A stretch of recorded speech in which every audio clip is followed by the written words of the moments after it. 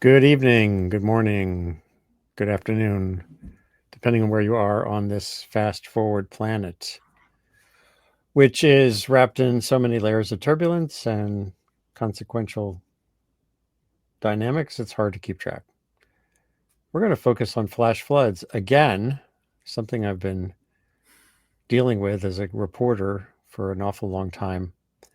A lot of the focus of my friends in the climate world has been on climate change as a component, and certainly a warmer atmosphere holds more moisture, et cetera, et cetera. But when you compare that dynamic to what's happening or not happening on the ground in places that are vulnerable to flooding, it's not even close yet in terms of what actually determines if people die or if structures get destroyed. The dynamics on the ground are creating the exposure and vulnerability, particularly, are what determine when a heavy rain becomes a flood and then becomes a disaster. And I've got at least two and maybe three people coming on. One from Indonesia, who hopefully she'll navigate the links and come here from the opposite side of the world. Nasheen Mahtani, who's been working for years to build a kind of sensory system for Indonesia, a real-time way to have data flow from experts to the world and from around like Jakarta, a giant city, from people using their phones to when they see a flood or a subway being flooded or what, to send information. So it's just a fantastic apparatus. Early on, it relied on the thing that used to be called Twitter.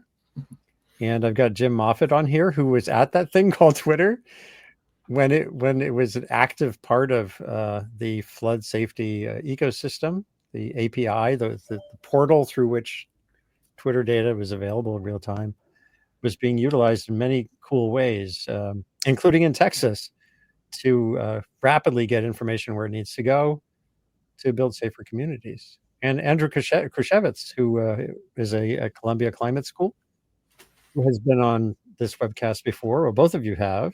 Oh, and here's Nasheen. Hold on. Yay. Nasheen, Hi, everyone. can you hear me okay? Yes, I can hear you great. Oh, fantastic. And Awesome. thanks for coming on from the other side of the planet. And hopefully Thanks for accommodating the there might be a frequency. little echoes and stuff, but we'll just have to deal with it. I really appreciate your being part of this. Jim Moffat, when he was at Twitter, before it became a Muskville, was very enthusiastic about the experiments, not just experiments, but the actual use of Twitter data in Indonesia as a way to build community awareness and expert awareness of flooding in Jakarta, a city that's sinking rapidly and prone to terrible flooding. So it's great to have you here to talk about Peta Bencana and where things are. I wanted to start with a little clip from back in 2021 when Andrew was among the experts I was connecting with about flash flooding, because I want to make sure the audience understands that this isn't just about rural Texas, that there are issues anywhere rain can fall at more than 3 inches an hour, basically. Maybe, I don't know, Andrew, if that feels roughly right. You're going to have flash flooding because and if you have an impervious surface like in a city, it's unbelievable. So hold on a second, everyone, and let's just get into an unbelievably sobering experience that part of the tragedy that unfolded in New York City and around New York City in 2021.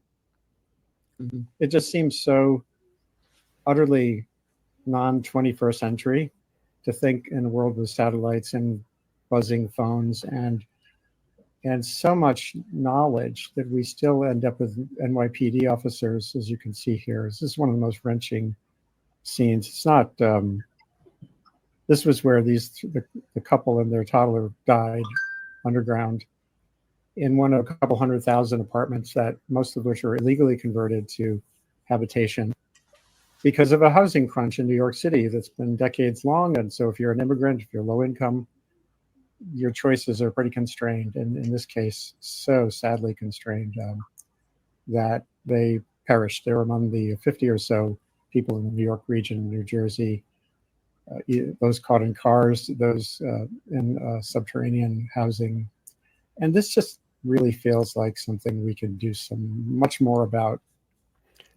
And that's why I have you all here tonight and today, this morning, wherever you are, to see what we can do to foster better outcomes in places like rural Texas, Jakarta, and New York City, when too much rain falls on landscapes that are not built for it and people are in harm's way.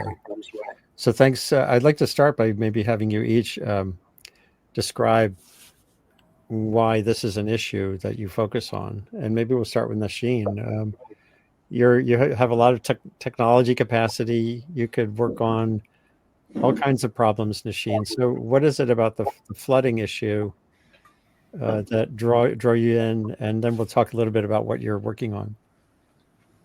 I think what drew me in is that it's personal.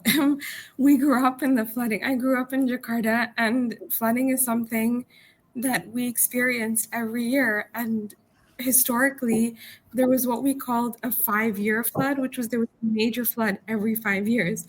But as I was growing up throughout high school, that 5-year flood was happening every single year. It wasn't 5 years anymore, and it was getting increasingly severe. And I remember in my house at that time, we could see the water stain on the wall, and it's really hard to get rid of, and it would be rising every year. So this was an issue that it was just getting worse. And as a resident, it was something that deeply affected me, my community, everyone I knew. And I think that was the main draw. We need to do something about it. We're living here. And did you study the technology side of things? Did you come from sort of the computer world, or? No, actually, I'm trained as an architect. Interesting. So I had no formal training for any technology or any computation. I came into this, and I think, to me, this platform is architecture, because I see architecture as the organization of people in space. You can do that through bricks and mortar and urban planning, but you can also do that increasingly now through software. I mean, software tells you who to date, where to eat, and so why not how to coordinate during disasters? And I think that thinking, I definitely think the architectural background has directly influenced how I approach and come to the work. Well, it's been great to listen to and understand. Again, Jim Moffat sort of pointed me to your work there, and it's really interesting. Can you describe a little bit how the system has worked? Yeah, so one of the things we realized when we were starting the work was that, a lot of people would say that there's not enough data in a city like Jakarta. And that's often, and people say that often because there may not be sets of formal data, that's the type of data that we're typically accustomed to look for. But the fact is that at the time, Jakarta was the Twitter capital of the world, generating 2% of the world's tweets daily.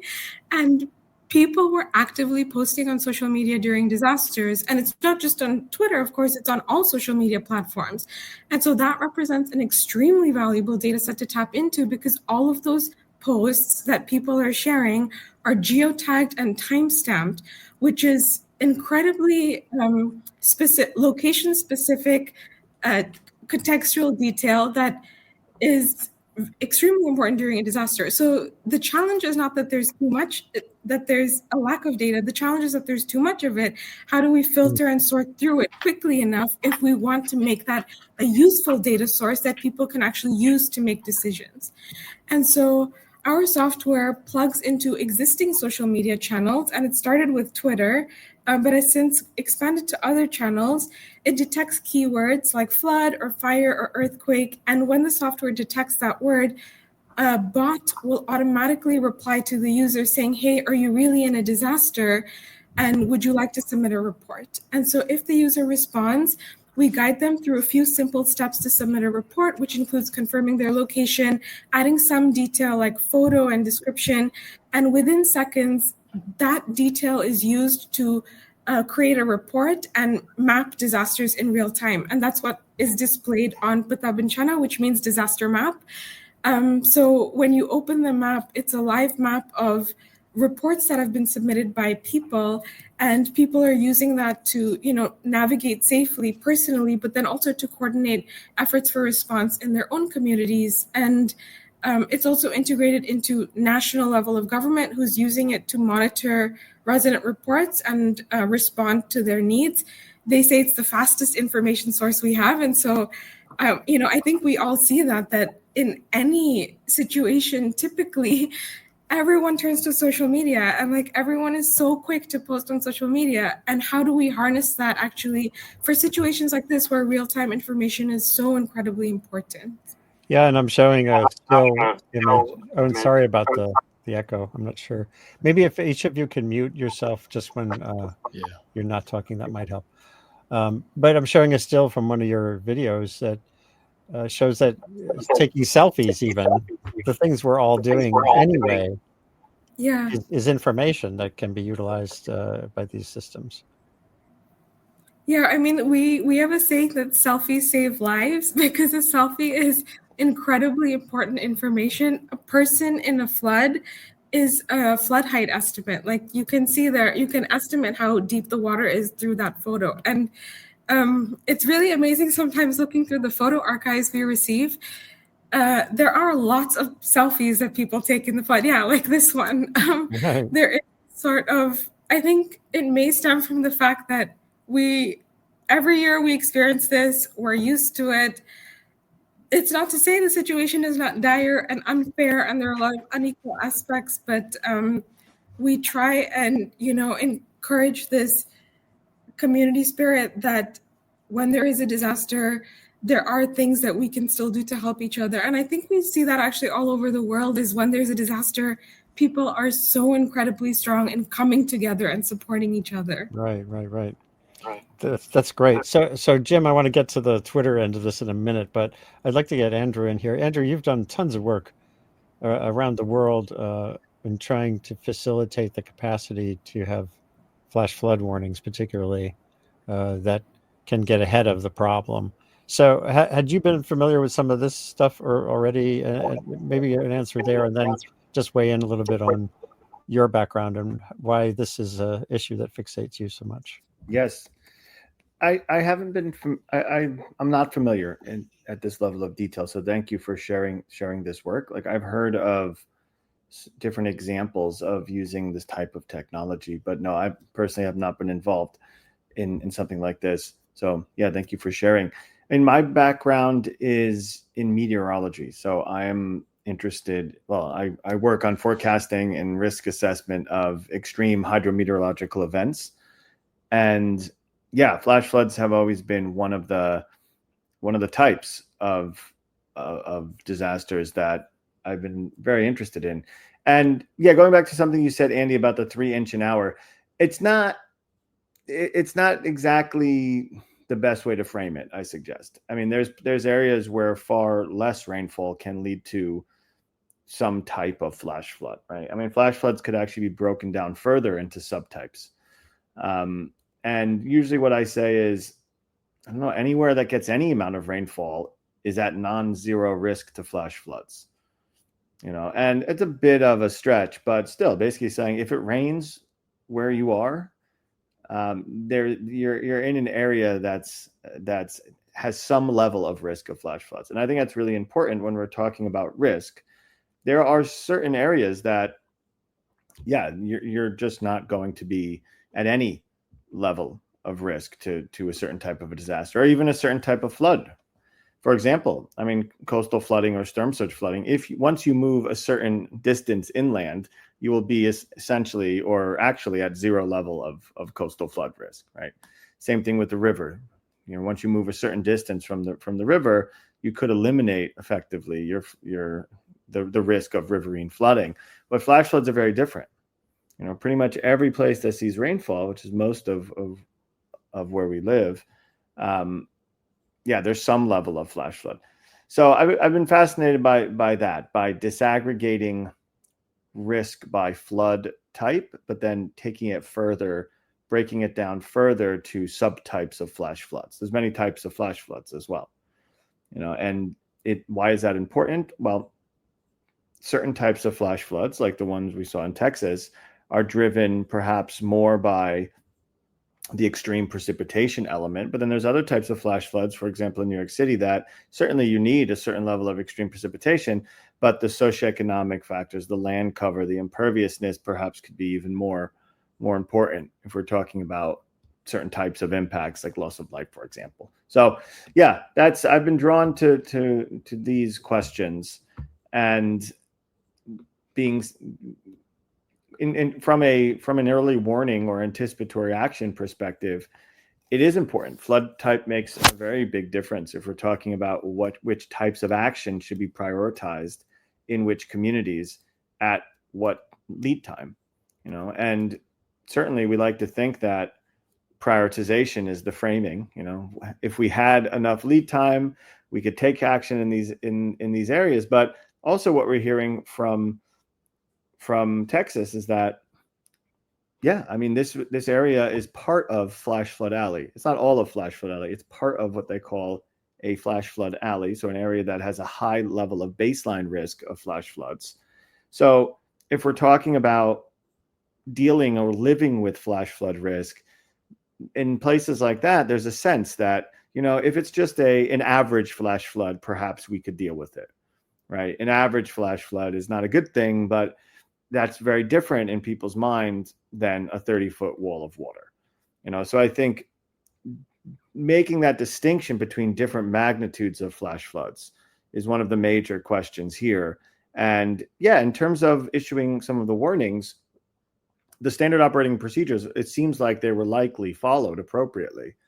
But one of the questions should be in the retrospective analyses and research is this justification for different types of gradients, or thresholds or benchmarks or something within what we're already referring to as like an extreme flash flood or a flash flood emergency. It's one of the distinctions that we have: flash flood warning, flash flood emergency. It's meant to indicate different levels of severity and socioeconomic impact, but perhaps we have to go further. And I think that was one. That it seems like that was one of the elements here that's arising. What does it mean to just be? And I think in the picture that was shown in Indonesia, that's perhaps a level of flood that people can deal with, right? There's definitely negative consequences, but this sense of like we could deal with it, it's part of our experience here. I've seen this in many places that I've worked before, but then there should be different approaches when there is a short-term increase from that baseline level of risk, or the baseline level of risk of a type of flash flood or type of any type of flood, where there's a perception that it could be dealt with. So there's a lot of like social science in here, a lot of cognitive science, but it is definitely a climate and weather challenge. But there's many ingredients, to what makes a flash flood, and there's many ingredients when we're talking about flash flood risk.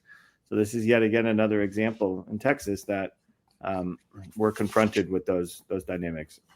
And I'm showing a piece I did 4 years ago on one of your former colleagues, Beth Tellman, and a big team did a global analysis showing that people are moving into zones of flooding risk faster than flooding risk is changing, faster than floods are changing. The human desire to be near a river or where the commerce is, whether you're in Indonesia or South Asia, or whether you're in the States, is still there. Florida is seeing still something like 800 people are moving to Florida every day on average, still, despite the hurricane and other threats there. So that's where the urgency factor, I guess, comes in. Let's get to Jim Moffitt. Now, Jim, remind me of your background. You're in Colorado. There have been some bad flash floods in that area of Colorado, but what pulled you into this mess, and then to social media? Right. Well, I ended up in Colorado. I went to grad school for environmental engineering in Boulder. And through that, I was more focused on snow hydrology, but that was my introduction into remote sensors and all these different gauges that measure weather.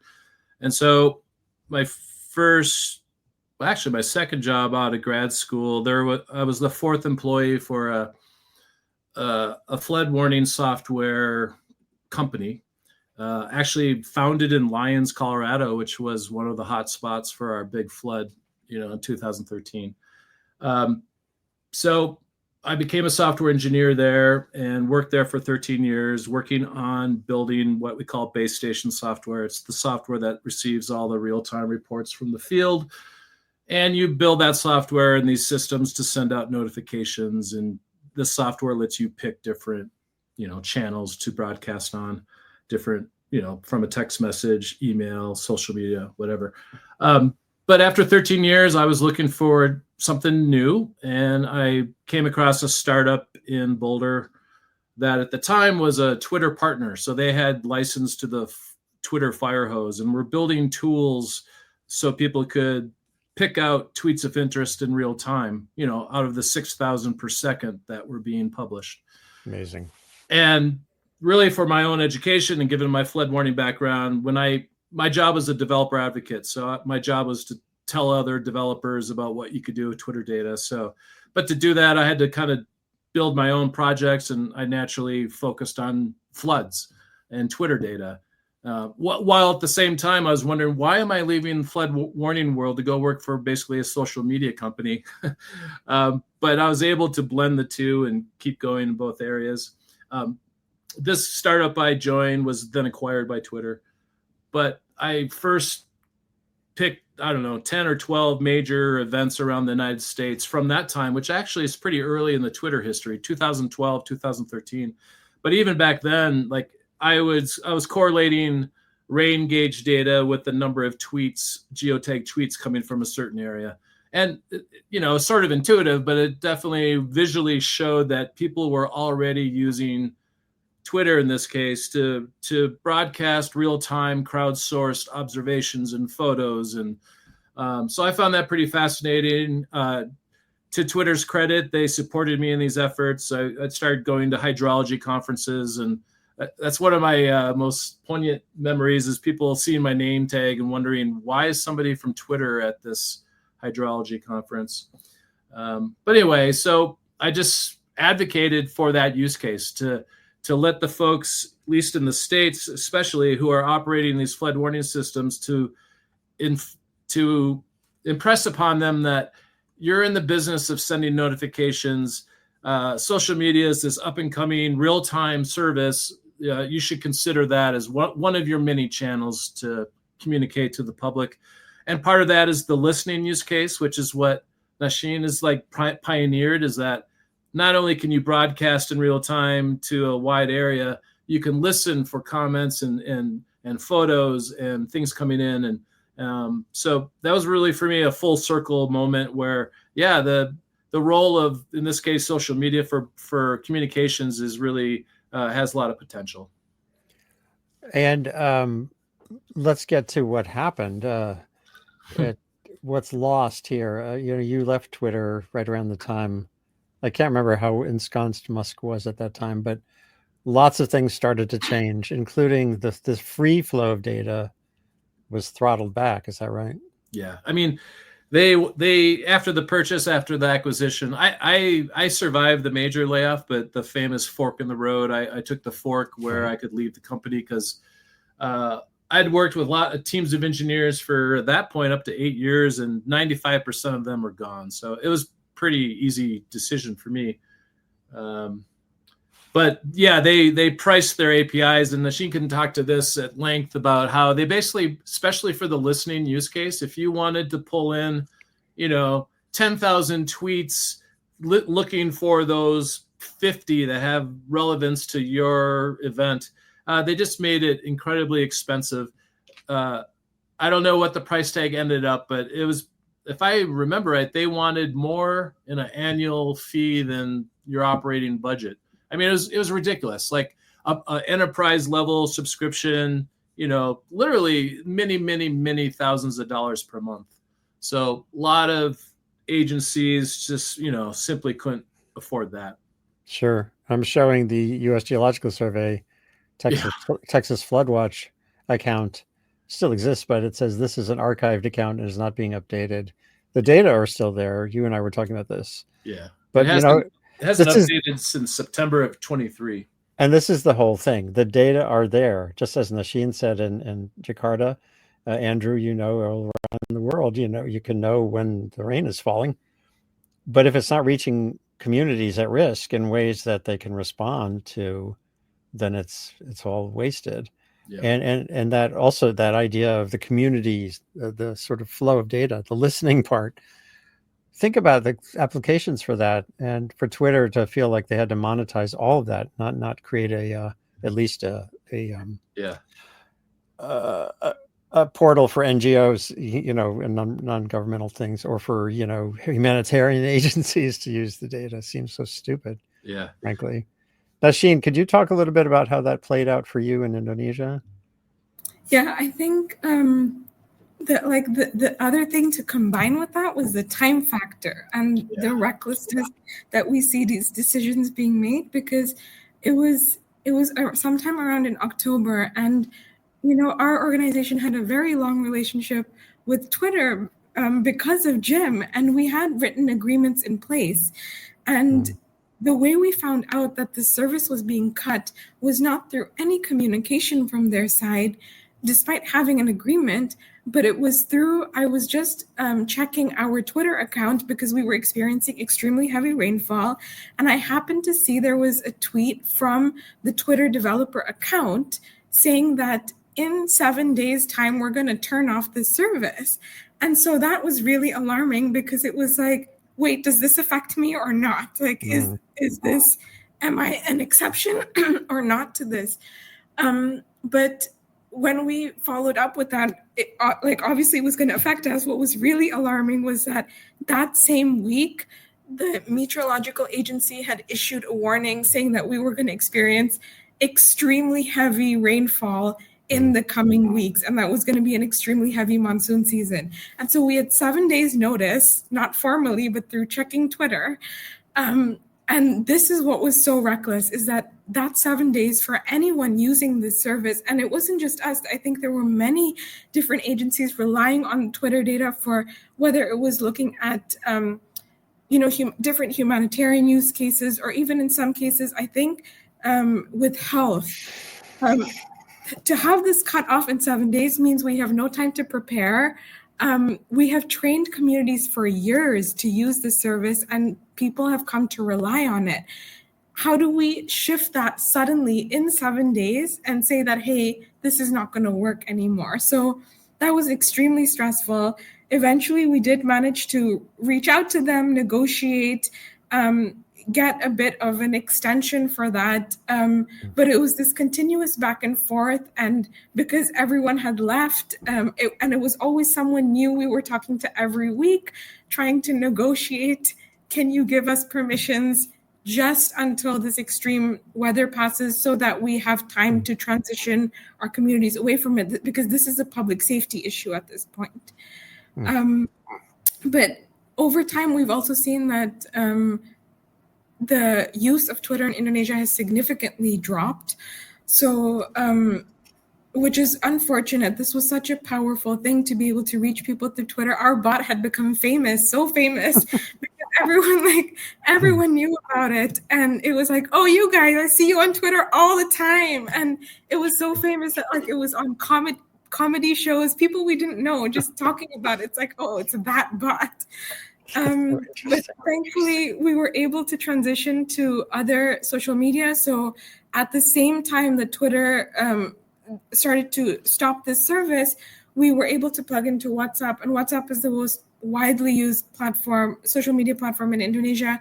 And that became incredibly popular. So we were lucky in terms of timing that coincided. But yeah, it was a very stressful moment. And the price tag that they hit us with was sort of unbelievable to see when we looked at it. It was a monthly cost that was exceeded our entire operational cost for a year. And we had no way of raising that in 7 days either. Wow. You're reminding me a little bit of the U.S. Agency for International Development being abruptly shut down. Is that in something that affects your work too? Yeah, so we since over 8 years, our organization was founded in 2017. USAID has been our primary donor and a stable donor, increasing funding every year. So it was the same feeling, that feeling of recklessness. We felt hit with it twice. And it's like this, it's just this no time for preparation. And USAID was like a shock we didn't expect at all, because the funds were committed to us for the year, and we didn't, with all of the, it's extremely hard for a local organization like us to receive direct USAID funding, and there's so many contractual agreements and like things in place that we have to comply to. And I thought that with all of those protections in place, there are all of these legal measures. How could you take funding that you've already committed to, that's already signed off on? We knew that we should expect changes in the future, but we had no idea that they could take back funding that was committed. So that also was a moment where the ground really shook under our feet, and we're still trying to figure out and navigate our way through that. Yeah, I'm putting on the screen. Global Press, which is an international journalism operation, has reporters in Indonesia, and they just did this piece: floods inundate Jakarta after cuts to disaster relief. I wanted to bring in Andrew on this. Andrew, again, you deal with many, many different developing countries. You deal with the Red Cross, the whole climate resilience question. Have you been tracking this same issue with the aid cutoff and sort of the changed relationship between the United States and these areas? Well, I think we're still seeing it play out, and I hate to say that, but fortunately in many places, I mean, the systems and the capacity was built so that if funding changed, even abruptly, is that there's still enough memory to keep some of the programs going, but it's not sustainable, unfortunately, and I fear that we will start to see, changes in the operational capacity of issuance of warnings, just forecasting, different meteorological elements. And then, yes, certainly in terms of anticipating, the impact. So, I mean, we need to be careful when we're talking about like attribution in terms of the impact and why it happened. I mean, there's just so many factors, with increasing precipitation events being one of them, or funding being pulled or changed is another one. So, yeah, I mean, I think we should come back in a few months and talk more about that. I think we're starting to see some examples, but yeah, I don't have any in particular to point to right now, just because things are still evolving. But it is an important question, and now's the time to set up, monitoring systems or just think about what metrics like we should use to monitor the effectiveness of early warning systems, the effectiveness of impact-based forecasting systems. I mean, these are things that to some extent there's always been an assessment of effectiveness, but we are faced. It's a critical moment where we must have those data, at the very least, to ensure that when there are limited amounts of funds available, we know how to program it. And from an early warning system perspective, in designing them and the implementation of them, it's not comfortable to think about like which elements are a must-have versus a nice-to-have, but we are likely being forced to think about that more and more, and thinking about the effectiveness or the operation in terms of what's ideal versus what's sufficient. I mean, I think that's the era that we're moving into for a variety of reasons. So I wanted to swing back to Jim, and thank you, by the way, Andrew, on this comparison of other social media platforms, I still need to understand WhatsApp better because I don't even think of it much as a social media platform. But I know everyone I know in developing countries uses it that way all the time. Does it have the same open data value that Twitter had, Jim? And we've talked Yeah. about Blue Sky, and we talked about Threads, and we talked about Mastodon. Oh, Yeah. I had to actually think. What's that called? Oh, Mastodon. Yeah. How do these other things compare to what was there for Twitter? And could you cobble something? As Andrew was saying, is there a way to think creatively now with the in this moment to boost capacities where we need it? Yeah, that's a good question. I mean, when it comes to WhatsApp, I'm not a power user at all. My daughter's currently living in New Zealand, so we use WhatsApp for phone calls. But I'm curious about how it's used in Indonesia in more of a social media, public sharing mode. Me too. As I indicated earlier in email, I'm not a good source for what's going on at Twitter anymore, or at X, because I haven't been on X for months, and I can't even log in anymore. So I've been looking at other social media networks, Blue Sky and Threads, that are, in terms of how they look and feel, are a lot like Twitter. Mm-hmm. It all comes down to those APIs, and I have to believe that the alternatives do have now APIs that are quite functional for automating broadcasting, for searching on content of interest. In fact, Blue Sky has a free streaming API where you can literally stream all messages on Blue Sky, which sounds amazing, but as Blue Sky hopefully grows, that's going to become very overwhelming, and you're going to need to have some API that lets you be more selective, building filters, matching on hashtags or certain accounts.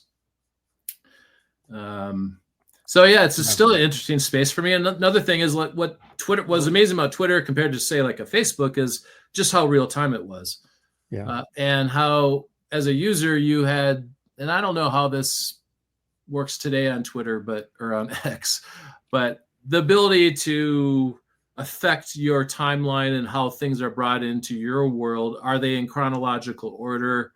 Is it driven by engagement? Is there some algorithm behind the scenes? I mean, that's one of the selling points of Blue Sky, is that you have, in theory, total control over the flow of new messages into your timeline. And that's key. If you're focused on real-time data coming from an event in your area, you need to have that capability. Yeah, well, we saw the other thing that, of course, has happened on X is the pollution, the information pollution explosion. It's really hard. I have to work hard to be sure what I'm looking at is real. And like when Helene was unfolding, there was horrific examples of dangerous misuse of this platform. A discussion of bodies piled in the streets, and et cetera, et cetera. FEMA it became dangerous to be a FEMA employee. Yeah, that's disheartening. It's like actually acted in the opposite direction. Right. There's Twitter for good. It used to be a hashtag, right? Yeah. There was a time. Yep. X for disinformation, if you want to do that. There's no guardrails anymore, really, on X. Yeah. So then, maybe we'll just a few more minutes. We'll get at the idea of next steps. Certainly, one thing I've been pushing for generally for several years now is we need to have a much better capacity to assess bad outcomes in flash floods and other disasters. There's been calls for a national disaster review board or a safety board, just like we have one for aviation for decades, the National Transportation Safety Board. And there's a couple of people in Congress who are now starting to make some noise that there's interest in creating that. So you have a nonpartisan failure analysis, when you have 100+ deaths in a place in Texas that's fundamentally seen. Actually, I think it's like 1,500 deaths I can't remember the last number of decades. so we can have a cogent conversation about these things. You know, how much of it was failure at the last mile? We always hear about the last mile. Yeah. And so that's one thing. And certainly here in the States, maybe we should learn more from Indonesia about WhatsApp. Because, and I just wanted to see if Andrew, maybe if you, when you look around, what do you see as next steps, given what has been unfolding so far, not just in Texas? Yes, I think questions that I have that I've been thinking a lot about after the recent event in Texas is, well, the questions are related to the role of the perception of usefulness related to different types of technology. You know, we're hearing stories of like some areas having a siren system set up. You know, some people were using the NOAA weather radios. You know, other people were not using those. Questions I have include, like, to what extent is this the pursuit of having like the perfect app for all weather hazards? You know, this sense of having an AI driven, like, magical solution of like, oh, my phone will save me, you know, somehow leading to a deprioritization of some of the more traditional approaches of warnings. And I'm purposely avoiding using the phrase old fashioned. You know, I feel like that's if I wanted people to buy my weather app, I would totally frame those approaches as old fashioned. You know, what do you want, the old fashioned approach, or you want the new stuff? But I think the solution is likely to be more of a blend of the two. You know, in certain cases, I mean, yeah, like the sirens you're showing here. Like, I'm not a siren expert or like knowing the engineering that goes into this, but they work for certain types of hazards, sudden onset and localized hazard, for example, like a tornado, where you do have a limited lead time, and that should be explored further. Weather radios, I mean, there's a reason why they were developed. I mean, you don't need cell service. I mean, there might be some areas where you're not getting the signal of the weather radios, but my understanding is that those areas are far fewer than lacking cellular service. So I think being a bit more critical about blending, you know, the different types of technology. I mean, I would even go as far as to say, I mean, there've been flash floods in this area for hundreds of years, right? Right.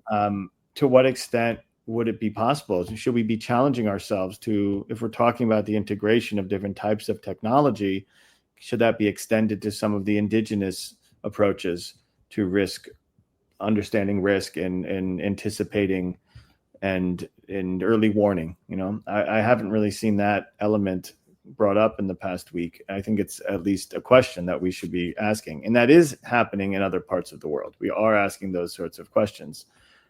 So yes, I think that those are some reflections that I've had. Something else to note, and I think this is an important element that also hasn't been coming up so much, is, I mean, what are the stories of the people living in the areas impacted by the floods? And I'm making a distinction between living and camping, or living and recreation use.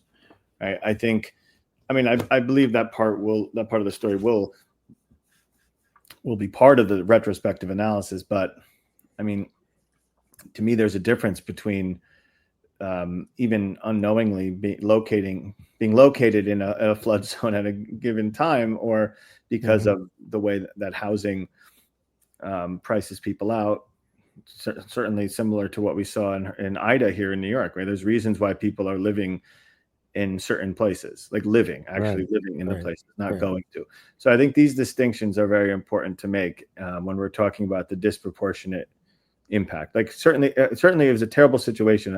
I'm not trying to say that there's a difference in terms of who lost their life, but I think in terms of thinking about next steps, thinking about preventing this, there are differences, demographic differences, and we should be talking about that as well. You're reminding me of a webcast I did with actually Deanne Criswell was on it, the Biden era FEMA director, and others, related to having kind of an education push at the community scale sort of like what the Great Shakeout has done for earthquakes. You know, in earthquake areas in California, every year, I think it's in October, there's a day where everyone drops and goes under a table or goes to a door. Indonesia, I know for sure there must be general awareness of what to do in an earthquake, but we needed all hazards kind of assessment. Where imagine if every community once a year had a fair. In San Francisco, there's a guy who was doing this, where you just meet your neighbors, you get a sense of your hazard landscape, so that when a siren blows or when the forecast is looking like heavy rain and you're in an area that looks like this. This is a picture I grabbed from a video at the camp. Look at that erosion, the flood sculpted rock behind the campers. I mean, that says beware, right? But if you're not having an engaged conversation with your environment and your neighbors, you might miss that. So I think somehow or other that kind of education push could be helpful. I don't know if that makes sense. And maybe Nasheen, I don't know if this is part of Jakarta. Is, you know, flooding is so normalized that it's a little different in a way than these abrupt, urgent kind of situations. But is there a lot more general awareness there than we might think in other places? Well, I mean, from the perspective of education, surprisingly, not like no formal training. I think the awareness comes out of the fact that people who live near the river, near the sea, or I mean, even us living in this, like in the middle of the city where it was flooding, we learned to read the indicators in our environment out of necessity. So even as a kid, there are all of these waterways that run through Jakarta, and we every time before, like as we were walking home in the rainy season, we would pay attention to how high has the water level reached and how quickly is it rising. And so these are things that we are attuned to looking out for out of necessity. But of course, flooding is happening in increasingly erratic ways now, and it's difficult to be able to anticipate in the same way that we could before. But I think it is this, what we try to harness is in Peta Bencana as well, is that people living in a place know it best. And we really need to allow for ways for that knowledge to be shared and amplified. And technology can be a way to do that. You know, like Andrew was talking about a blend, we can take local knowledge and find a way to amplify that as a warning system through technologies. And it's what we're trying to do with Peta Bencana, where every reporting mechanism we've devised, for example, for volcanoes, the communities living on the volcanoes can detect activity far quicker than any seismograph based on conditions of the plants or the soil or certain animal behaviors. And we integrate that into the reporting mechanism in Peta Bencana. And when they report now through WhatsApp, an automatic alert is sent out to everyone living in those areas in order to amplify that. And so I think that's one way we can leverage, is that people who've learned to read the environment, how can we amplify their warnings? And then we're all just going to have to become more massively attuned to reading the environment. I think our attention is continuously being diverted away from, the places we actually live. And we need to find ways to redirect that attention towards how do we learn to read signals that are all around us, exactly like the image you shared earlier. That sounds so true. And Andrew, I remember in 2021, one of the conversations we were in was we talked about the historical streams that ran through Brooklyn and Queens, that underneath the streets, there's a landscape of water that reappears when there's a lot of rain. And that feels very much like attuned with what Nasheen was saying. Locally, or you can know locally if you're at higher risk or not, that kind of thing. Do you remember? I can't remember. You live in a section. Yes, I remember. I mean, I'm under.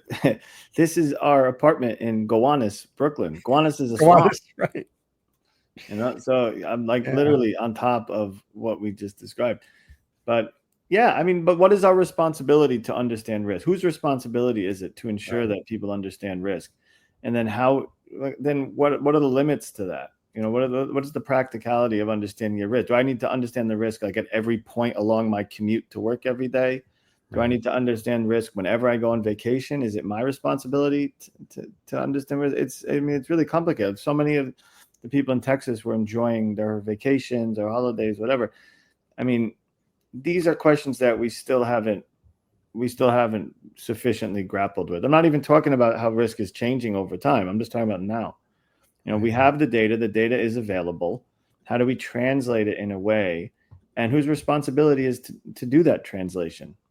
These are very complicated questions that, in my opinion, I mean, we've had such a push of better technology, higher spatial resolution forecasts, more specific, maybe you could call it at least representations of risk, but to what extent has that led to improved translating of that risk and understanding and the cognitive elements of that risk? Like there's so much more that we need to do before we have a new shiny app that's just giving me a cool map to look at.